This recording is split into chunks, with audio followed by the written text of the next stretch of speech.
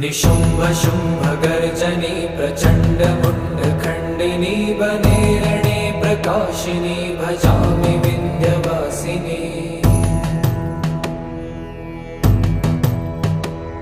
त्रिशूलमुण्डधारिणी धराविघातहारिणी गृहे गृहे निवासिनी भजामि विन्ध्यवासिनी।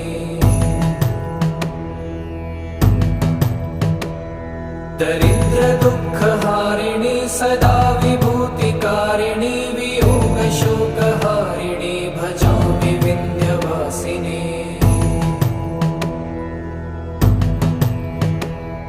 लसत्सुलोललोचनं लतासनं